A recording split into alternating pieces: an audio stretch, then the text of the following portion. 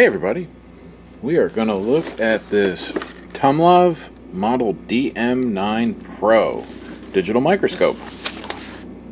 We looked at a different one a few weeks ago.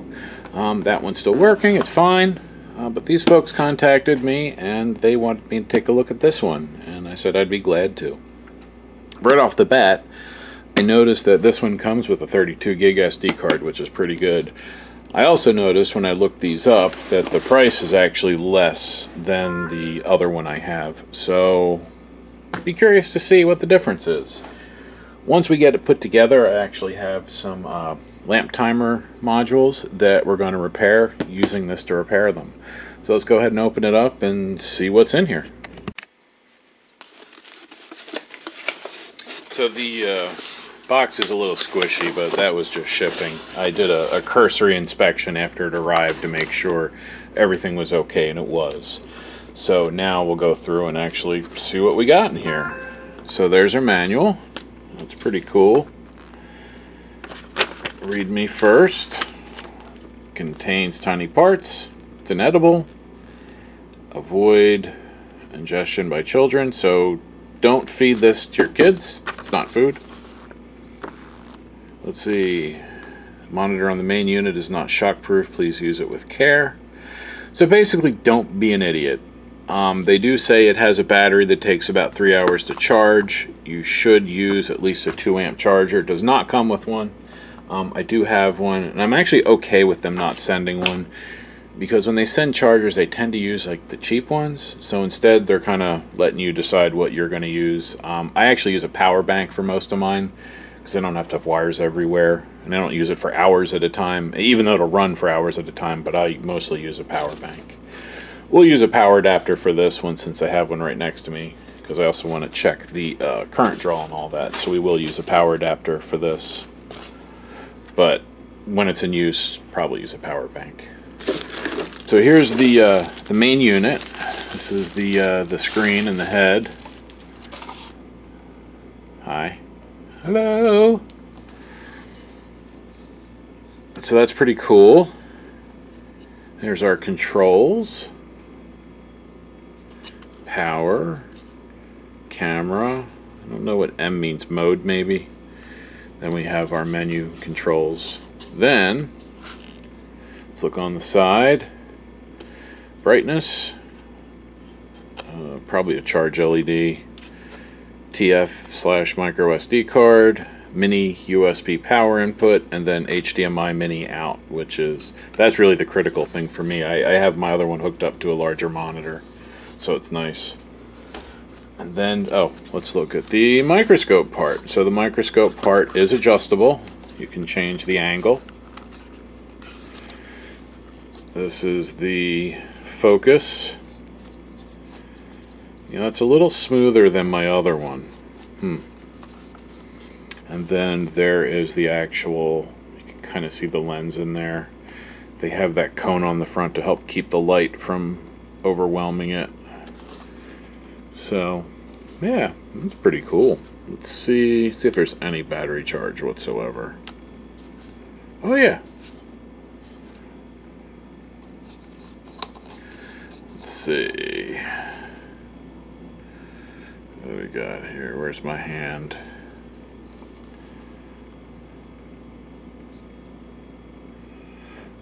Cardboard. Let's see. And my hand. There we go. Wow. That actually does have really nice resolution. 2/3 charge. Alright. Then, what else do we have here? A thing. I don't know where the thing goes. We'll have to look at the instructions. See, it kind of looks like, yeah, it snaps onto something. Well, we'll check the instructions before I go and make a mess out of things. Take that out. And we'll get to the rest of the accoutrement. So that's the upright. Here's the remote. It does have lights built in, which is pretty sweet.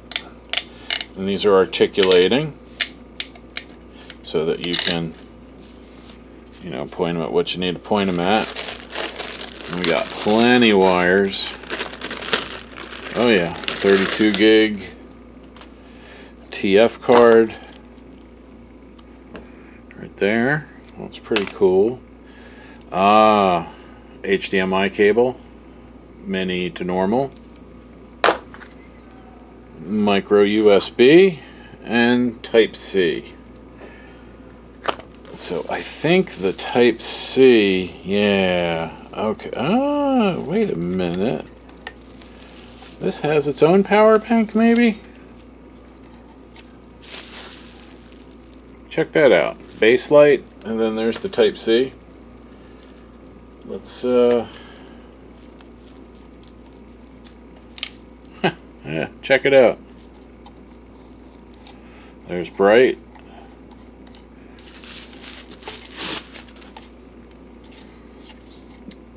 So yeah, there's a battery in there. So you charge up, and then you can, so this thing really is totally wireless if you needed it to be. See? That is pretty sweet. So let's put it together then. Let's get the base. Let's get that out of the way. We have our little clamps for gripping the actual scope. I'm gonna loosen those up. Still trying to figure out where this goes. I guess we'll have to check the instructions, huh? So this looks like it just screws into here, and then it has that ring at the bottom for when it bottoms out, when it's not straight. Yeah, see, it goes a little bit past, so we'll go to there.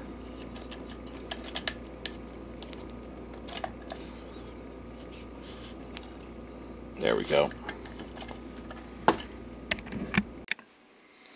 There we go. See, it's set up right there. It's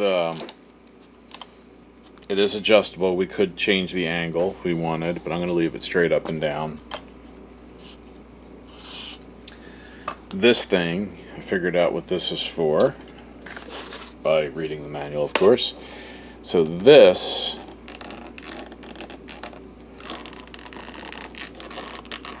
there we go. That pulls off, and then this that goes on. And that helps with reflecting the light. Here, I'll show you actually. It reflects the light out. See? We might actually try it with that. But I have to take it off to install it. So it just kind of drops in here. And then these thumb screws have little rubber pads on the end. There we go.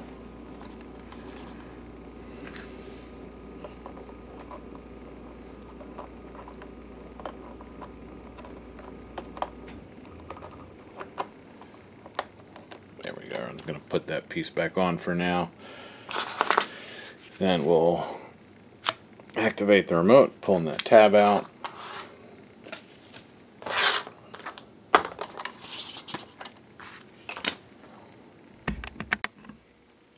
Here we go. Now we can use it. Let's see. Does the remote turn it on?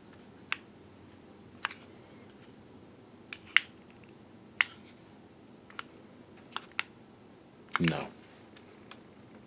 So let's turn it on.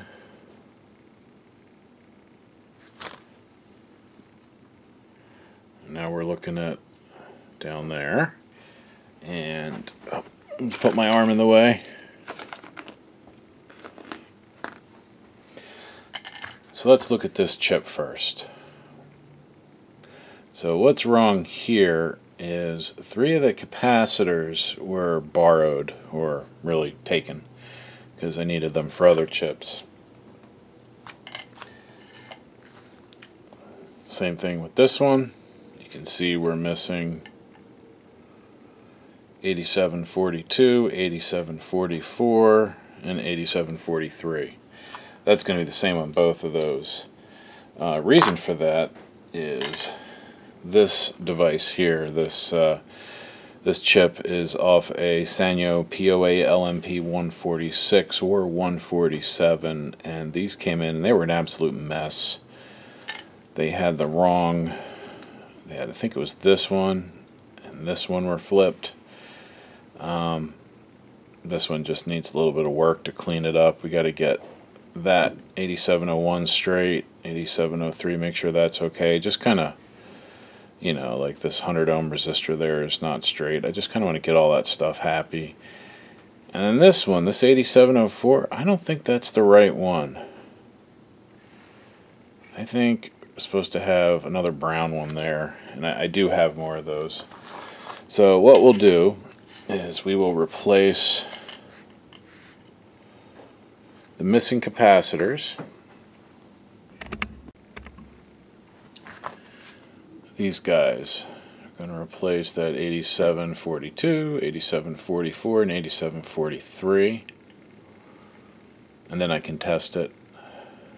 I might have to do something with that too, but let's see how it looks on this one. So R8753 is not blobbed over to that via, so it looks like this one had some, yeah, it looks like some solder shifted and caused that. This should just go to that pad, so that'll have to be cleaned up too. So let me get the hot air thing and my little iron and we'll get going. Alright, let me make it so you guys can focus on that. So I have this power adapter plugged in, and it's actually not a very good one. It's awfully low, but it is pulling almost 500 milliamps to charge the lights. Seems that when you plug it in, the lights go off. See? Let me see if oh, I guess I didn't have them turned up. There we go. Alright, so with them turned up all the way and charging, yeah, that voltage is dropping down to like 4 3/4. Wow, this adapter is a piece of junk. You have to find a different one. But at least we know it's pulling about half an amp to charge it. Let's see what the, yeah, look at that, voltage goes way up once I unplug it. So this thing just must have really crappy regulation in it. It's a, you know, a cheap adapter. It probably came from like a, I don't even know, something cheap. Let's check the current draw on the screen part now. See what that does for a charge. Alright, so again we have 5.3 volts at the moment. Let's plug her in. Man, that thing just drops again. And so it seems like it wants quite a bit of power. Which is fine, of course. It's just kind of surprising. So probably, it's like they say in the manual, you need at least a 1 amp, but preferably a 5 volt 2 amp. So I get it. And now that we know that, unplug those, unplug this, and let's start fixing some chippies. Alright, so I got the iron heating up.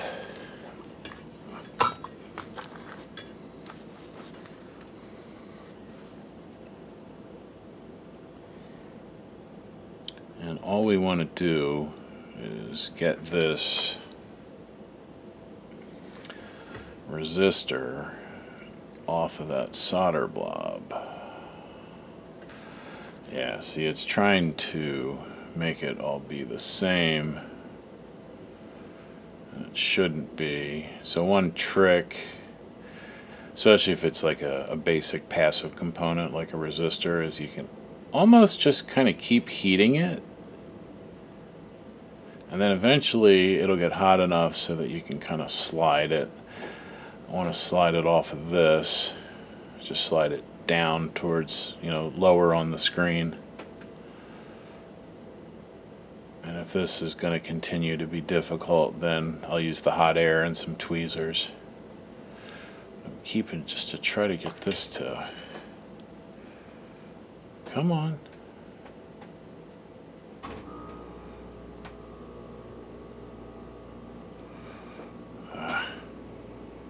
I'm pretty sure this is just a shunt. I don't think there's any actual resistance. Yeah, we're gonna have to use the hot air, but what I am gonna do is use the iron to get some. Let's put a little bit of solder on that pad because it's gonna need some. You know, just kind of wet the pad a little.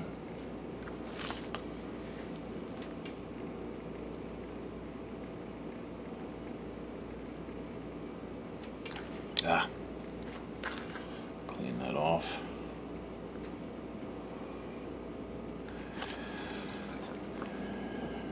See, this is where flux really comes in handy in preventing stuff like that from happening. I'm just trying to just kind of wet those pads so that they have fresh solder. And I'm accidentally dragging them. There we go. Dragging shorts across them, and I don't want to do that. There we go, much better. And then down here, let's get a little bit.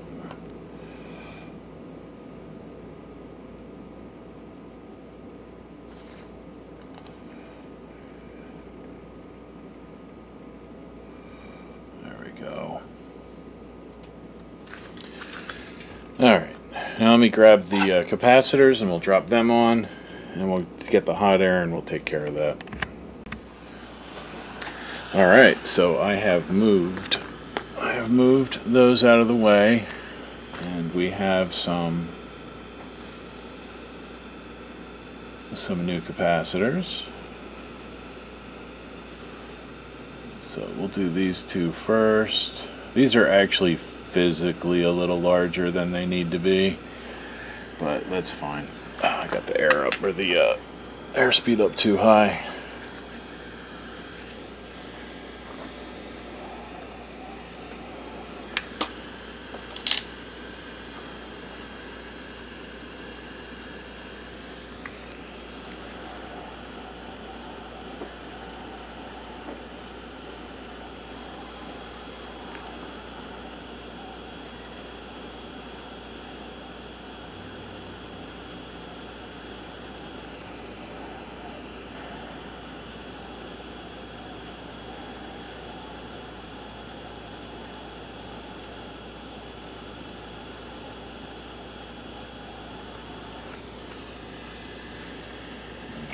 And then we have, oops, one on the other side.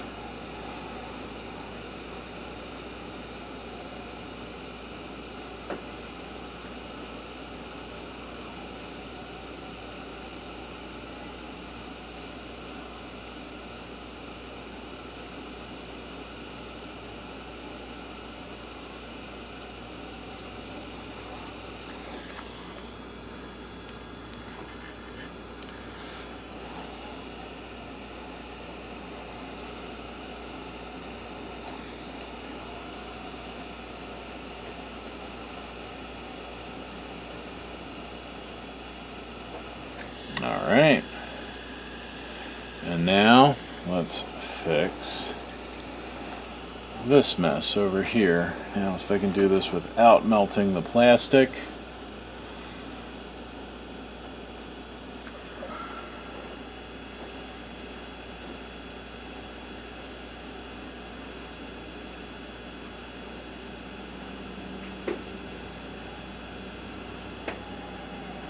So far I'm really liking this scope. I think that if you needed to save some money and still get a really nice scope, so far this thing's been proving itself perfectly fine. It's as good as my more expensive one, in my opinion. It just did everything that my other one would do.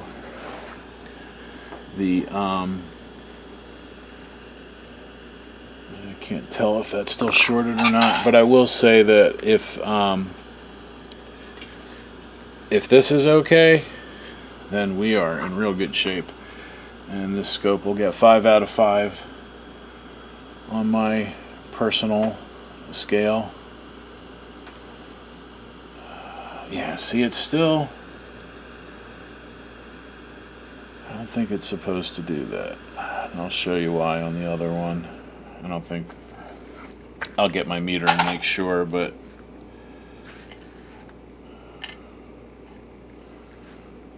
Oh, maybe it does connect to it. Let's...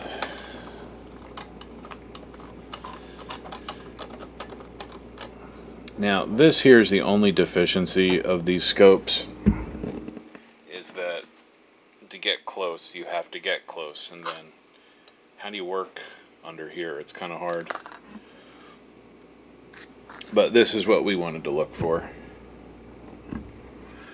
I wanted to see if our 8753 was connected to pin 1, and it is. This is just a test point, so that means this setup here is perfectly fine. Let me just kind of, let's do this, kind of scrape up the crud. Okay, that's just flux and stuff. That's fine. Alright, one done, ready for testing. We've got another one. Let's get some solder to get these pads ready.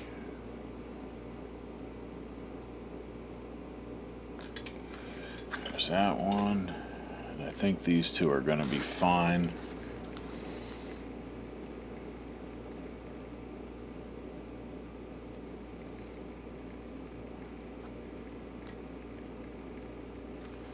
All right.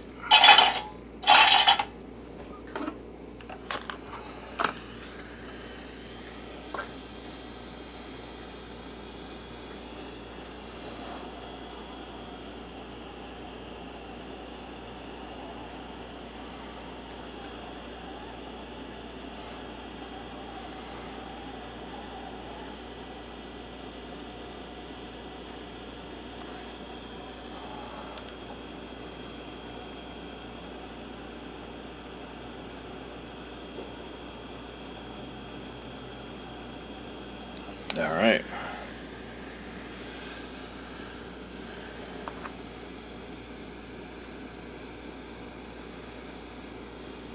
Done. Did I forget one?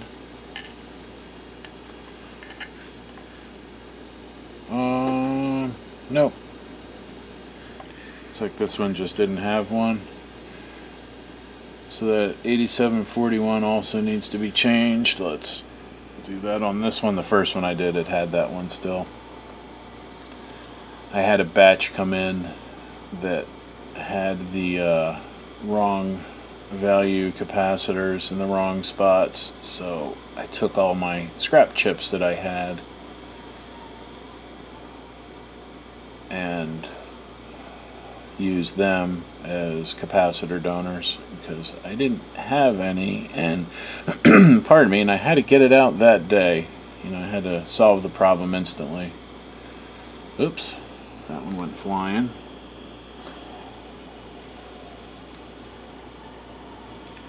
Yeah, it's because I have the camera part down so low. Come on.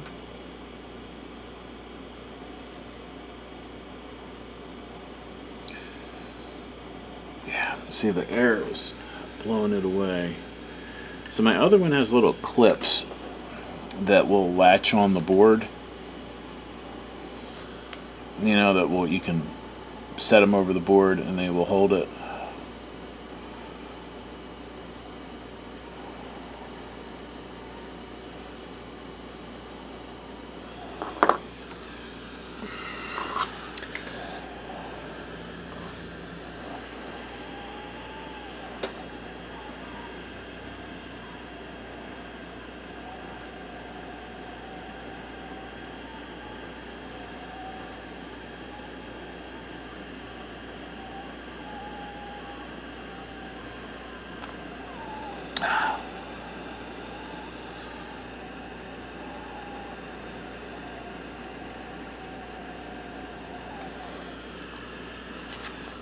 good. Alright, let's change these two, or replace these two.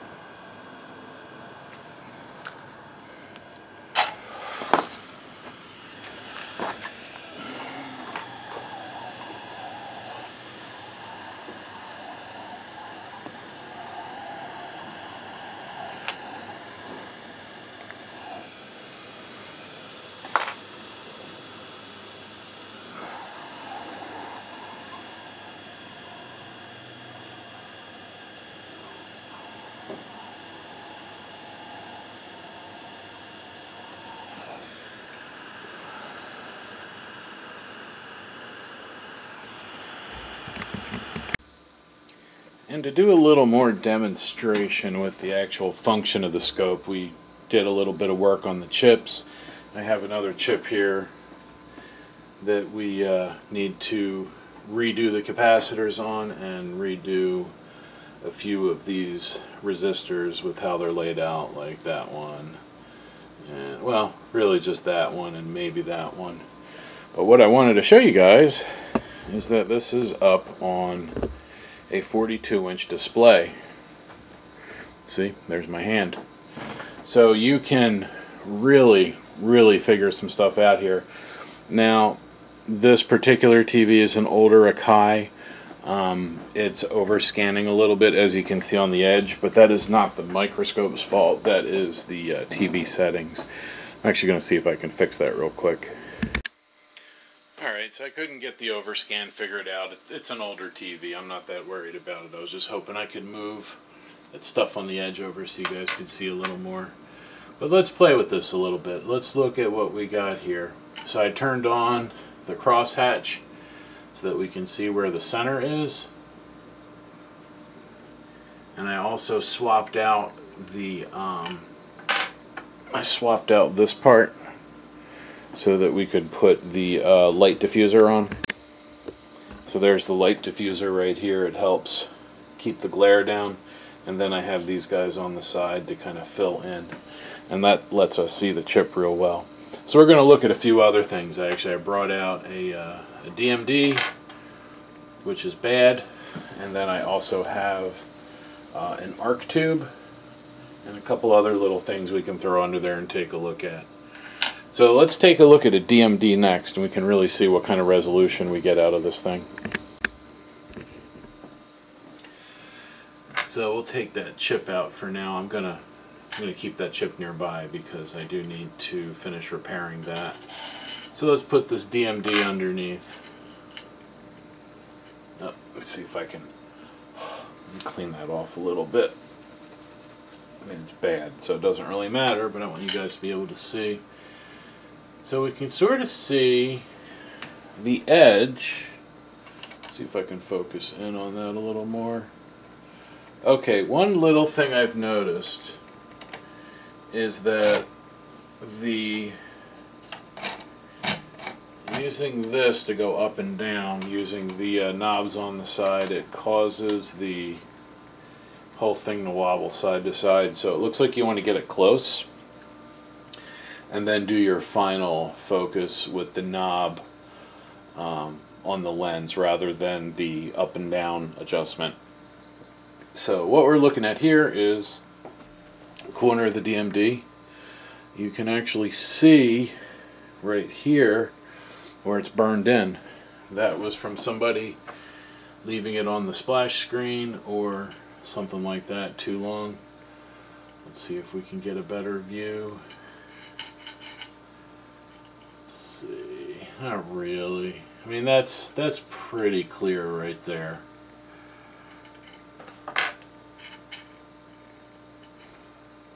Let's see, maybe I can get that light shining on it better and then we can see it, because the light,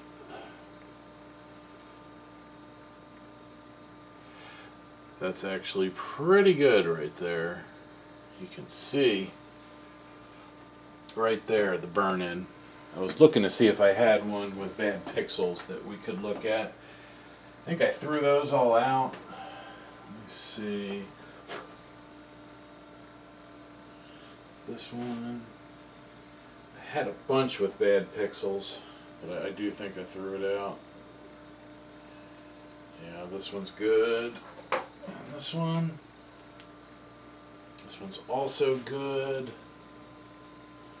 Let me go see if I can find one with bad pixels that we can look at. I found a perfect one. Get that one out. Let's put this one in. So this one is one of those popular, so you guys can actually read it, 1076 6318W is a Samsung made DMD, and these are notorious. These are notorious for having problems. So let's see what we can see. You can already kind of see a bunch of specks coming back at you. I'm just trying to clean that surface crud off so that you guys can really see what's going on. Here we are. Look at that. Here, let's turn it straight, and then we'll see if we can get enough light on there to figure out what that used to say. So that says TIEMPO, tiempo. Okay, so maybe we had some Spanish lessons through here. I don't know the origin of this DMD. I'm trying to read this stuff down here. We got stuff down there. Got a guy's face and some text over there. I mean, this could have been from a church. I really don't remember the Oh, that's a scratch in the glass. I was hoping we could get that out, but that's, yeah, that's actually a scratch in the glass, as is that. It's a chip in the chip. But you can see these are all stuck pixels. They're mirrors that can't flip back. And that's the level of resolution we can get with this scope. I mean, it gets in there really deep. If we had to fix a pin, we can see the pins really well. See that? Those are all the pins on the back of the DMD. If one was bent, you know, we could get in there and let's see, like if this one was bent, you know, we could unbend it or whatever we needed to do. You know, they're feeling pretty good. So this thing, it's a great little scope. Unused component spots there. We got more pins. This was obviously laser engraved on the back. We can tell by the pattern there. This QR looking thing is definitely from a laser engraver. Just kind of tell by the way it looks. But you get the general idea. Let's see if we can focus in on that board a little better. That's it right there. Alright. So that's what a DMD with stuck pixels looks like. And again, the scope really works well for getting a clear look at that, so we can see something happened there. So let's get that one out of the way. Now let's look at an arc tube. Sometimes these are called burners. This is the working part of your projector lamp. This one's kind of worn out, but we can see what's going on here. So I've talked about this before. These do have serial numbers on them. It's one of the ways you can check to see if something's legit or not. The side of the arc tube will have this embossed in it. Let's see if we can get a, let me get this to sit so that you guys can get a clear view. And now let's focus it.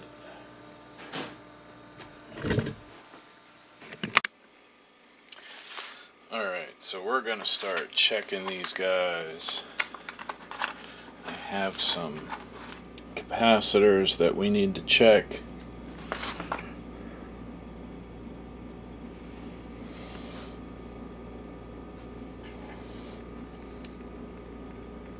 Oops.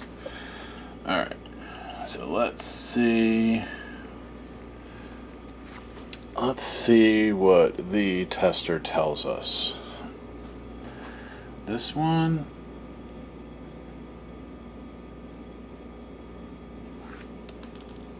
it went flying away. Come here.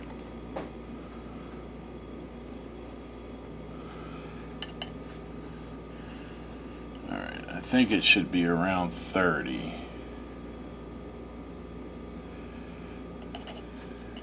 It's either 30 or 100. These boards have 30 picofarad and 100 picofarad. Alright, and this one, that's not it.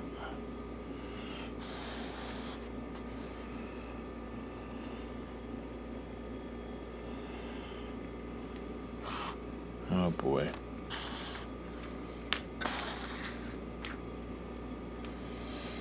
Alright, let's check this one. Okay. So this one's about, let's see if you guys can see that. Come on, focus. So we're about 30 picofarads. So we have a 30.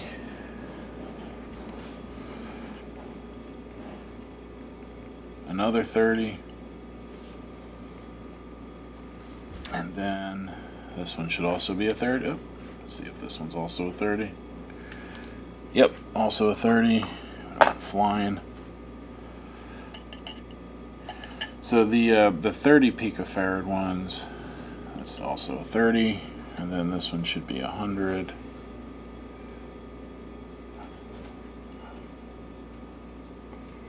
Yeah. So we have 100 nanofarads, 0.3 nanofarads or 30 picofarads, however you want to look at it.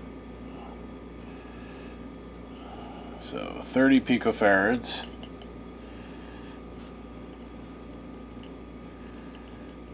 And then this should be the 100.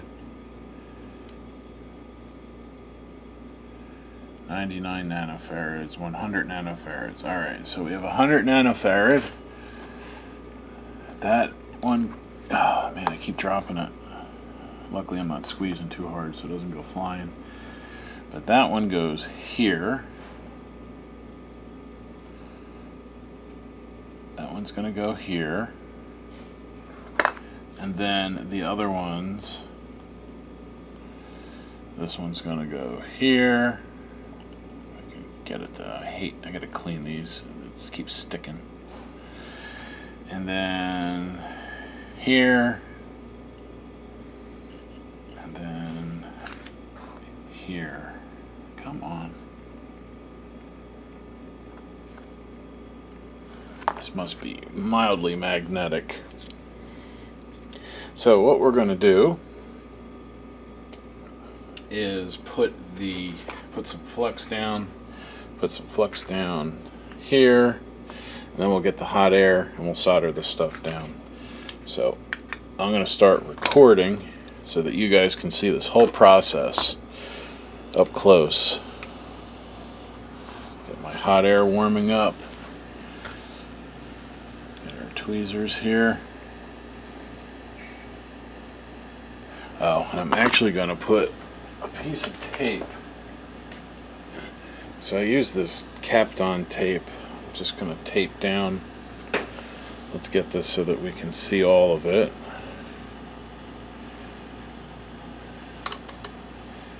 Let's go up so we can get that whole chip in the picture. There we are.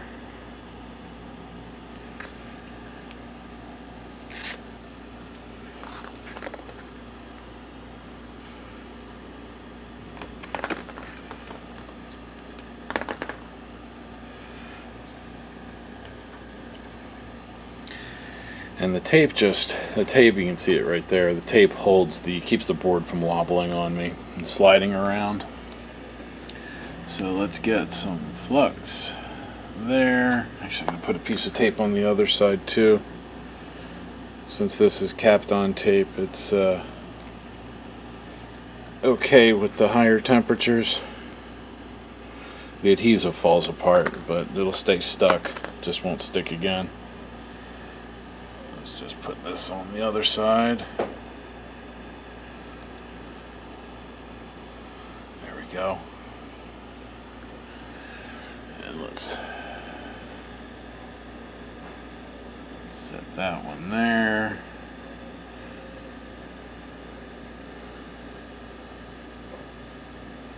That one there.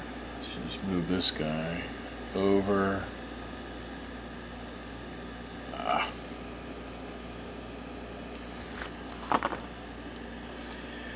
I'm going to put some flux on this guy too,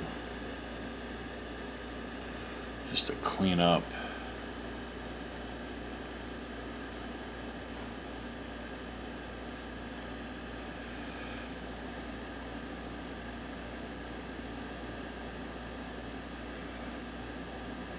Alright, and then up here. My personal opinion is there's really no such thing as too much flux. Other people may not agree with that, and that's fine. They're allowed to be wrong. But I think flux is my friend.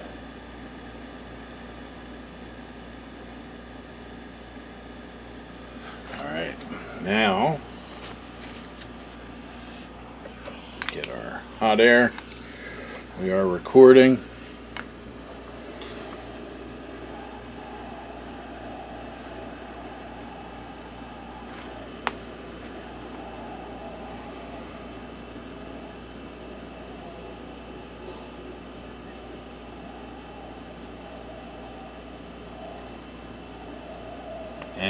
reason I like to bathe them in flux like that is it basically floats the parts into place with the surface tension of the flux and the solder.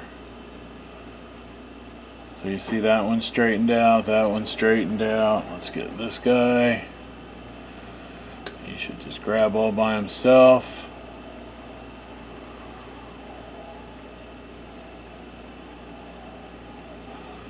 That's it. That's all there is to it.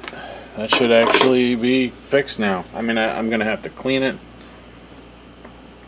I have to get the isopropyl and we'll clean it.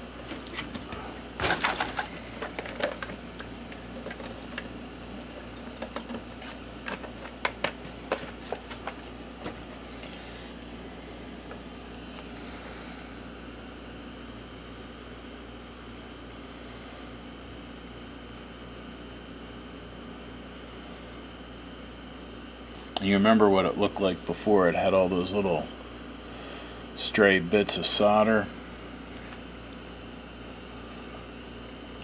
Now we cleaned all that up. There's definitely still some flux buildup here though. This is supposed to be no clean flux, but I've never actually seen what I will call real no clean flux. I've seen clean less flux, like you don't have to clean it so much. But I've never seen where it's just totally no need to clean. There always has to be a little bit. Oh, come on. Get that crud off there. That extra.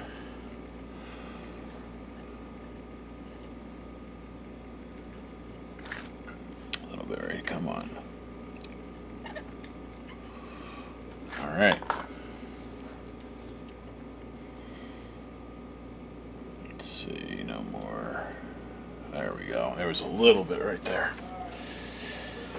I like this. This is good. Let's go ahead and let's test it on the projector and see if we're finished. I think we might be. Stop recording and we'll head to the projector. Alright, so I have my chip installed. This projector I have actually modified so that I can plug in any Sanyo Panasonic chip that uses the microcontroller. So that one plugs in there. The lamp always stays in there. And we turn it on. I have the door switch bypassed with that. This is a PTEW630 that I modified.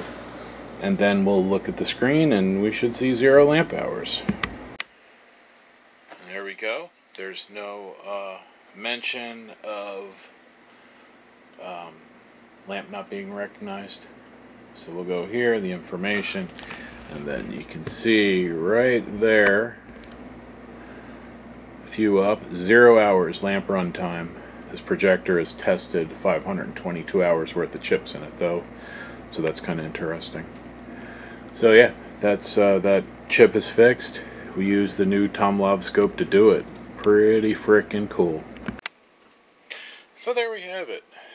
This is the Tomlov model DM9 Pro 1080p microscope.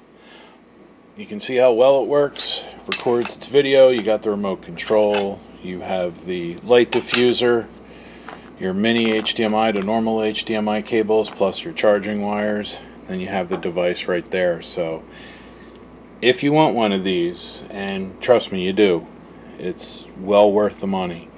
Go ahead and check below. I have a link there that they provided so you guys can get one. If you have any questions, if you own one of these and have questions or comments about it, go ahead and stick it down in the comments. I've only had this about a week. So if you've had one for a while and have had a different experience, please let me know. Because as of now, I'm a fan of these guys. I'm hoping they want to do more stuff with me because they have all kinds of products that I can see being very useful. And this video is not monetized, so this is, you know, they did give me this for free, but I'm giving you guys a straight up real, you know, my opinion of it. If I didn't like it at all, I'd tell you. I told you the things I don't like. I don't like the wobbliness of the stand. I also, just with this format of microscope, I don't like the lack of workspace My other one, I actually adapted a one of those lights, those desk lights that have the arm that moves up and down, the articulating arm. I used one of those and adapted the mount so that I can have the head hang on that. So it gives me a ton of more space underneath to work. That's my only complaint. I will say this one gives you a lot more space though. Like you can, this is about a good work spot right there. And that does give you enough space to work, especially if you're working with an iron. If you're working with a, you know, a micro iron like this one, I work with this one a lot. So that gets you right in there, and that gives you plenty of space to work. So, you know, you really can't go wrong with this thing. I'm very impressed. I think you guys should get one if you don't have one. So again, have any questions, stick it down in the comments. If you want to buy one of these, check the link in the description. But most importantly, as always, thank you for watching.